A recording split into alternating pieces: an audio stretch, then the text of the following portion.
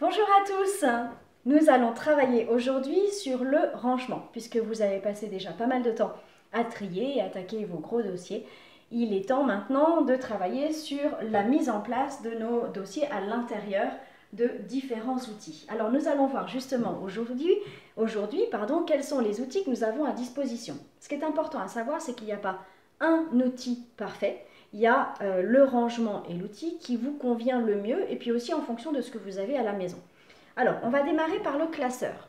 Donc le classeur, ce qui est pratique avec le classeur, c'est que vous avez accès tout de suite aux différents thèmes que vous aurez notés. Alors, je vous conseille de travailler avec des intercalaires et des pochettes plastiques. Voilà, des pochettes perforées. Il y a deux types de pochettes perforées. Celle classique, où on va mettre le papier à l'intérieur, et puis des pochettes pour lesquelles il y a une demi-ouverture. Moi, je trouve ça super pratique parce que ça nous permet d'aller chercher les documents derrière sans avoir à tout ressortir. Donc ça, je trouve que c'est vraiment pas mal du tout, ces pochettes-là. Je vous les conseille vivement. Alors, au niveau des intercalaires, vous voyez, moi, j'ai pas la bonne intercalaire parce que, enfin, pas les bonnes parce que je ne peux pas écrire les thèmes sur l'intercalaire. C'est super important quand vous prenez votre classeur de pouvoir aller à la bonne rubrique. Donc là, je vais faire un petit peu de bricolage donc avec mes post-it et un bout de scotch pour mettre à quoi correspond tel ou tel intercalaire. Mais je vous conseille vraiment de choisir l'intercalaire pour lequel soit vous mettez sur le petit bout, là, le petit onglet, mais l'espace est très petit, soit vous le mettez sur la page devant. Voilà, donc ça c'est le classeur. Moi, je trouve très pratique. J'aime beaucoup travailler avec cet outil-là. Sinon, il y a la possibilité de prendre les pochettes cartonnées avec rabat et élastique. Et je vous recommande d'avoir des boîtes de rangement de façon à thématiser. Donc par exemple, là, je vais prendre une boîte, on va mettre allez, les factures. Et bien, toutes mes factures sont dans des pochettes cartonnées orange. Et puis toute la partie finance, eh bien, je vais l'avoir en jaune. Comme ça, je sais directement de quel thème il s'agit. Voilà.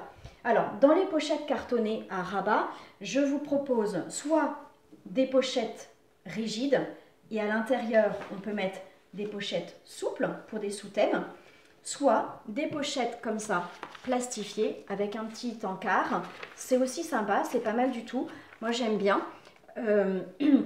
Ça permet en fait un rangement très efficace et très rapide.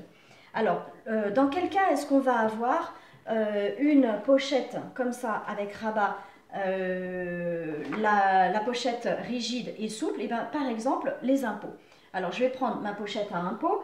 Alors, juste avant, on peut aussi avoir, au lieu d'avoir des boîtes comme ça, on peut avoir des boîtes cartonnées également. D'accord? C'est un peu la même pochette que la précédente avec rabat élastique, mais elle est plus épaisse et permet de mettre des documents un petit peu plus importants à l'intérieur.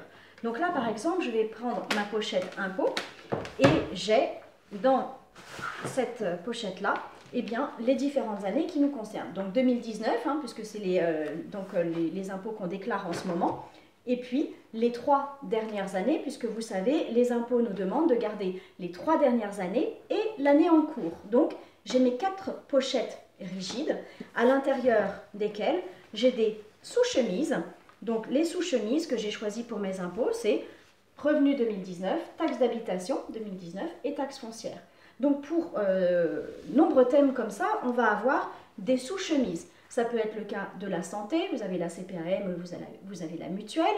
On peut aussi au niveau des factures, vous avez donc le dossier facture, et puis ensuite il y a l'électricité, il y a l'eau, il y a le gaz, il y a le téléphone. Alors le téléphone, par exemple, vous pouvez avoir une pochette rigide téléphone à l'intérieur duquel eh bien, il y aura tous les différents téléphones que vous avez au sein du foyer. Il ne faut pas oublier de mettre le numéro de téléphone sur la pochette et le nom de la personne qui possède ce numéro. C'est beaucoup plus pratique. Également, à l'intérieur de votre pochette, je vous propose d'avoir un post-it avec toutes les informations importantes de façon à ne pas rechercher en permanence. Donc là, par exemple, pour ma pochette impôt, eh bien, j'ai mon numéro fiscal et mon code de façon à ce que systématiquement, de façon très rapide, je puisse avoir accès à mon compte. Je fais la même chose pour la santé, pour le compte Amélie. J'ai aussi l'adresse de la CPAM. Donc voilà, dans différents différents organismes, il est vraiment très pratique de mettre un petit post-it avec les informations ou bien devant la pochette si vous voulez. Alors l'inconvénient des pochettes à rabat, eh bien, c'est que ça vieillit mal. Vous voyez par exemple là, mon dossier il est vieux, les élastiques craquent et puis à l'intérieur eh ben, ça dépasse et du coup c'est pas très beau, c'est pas très propre. Bon, il suffit de le changer et d'avoir des pochettes en avance. Mais sachez-le, ça fait partie des inconvénients des pochettes à rabat. L'avantage de ça, c'est qu'une fois que vous devez archiver dans vos boîtes à archives, eh bien, vous prenez vos pochettes rigides et vous les mettez directement dans la boîte à archives. Nous avons également un système de trieur. Alors là, j'en ai pas à disposition, mais le système de trieur, donc vous pouvez avoir les 4 rubriques à ranger, à lire, à jeter, à traiter. Et puis quand vous recevez le courrier, donc vous l'ouvrez directement, dès que vous le voyez dans la boîte aux lettres, vous l'ouvrez et vous le mettez dans votre trieur. Et puis en fin de semaine ou en fin de mois, si vous n'avez pas beaucoup de courrier, vous traitez votre trieur.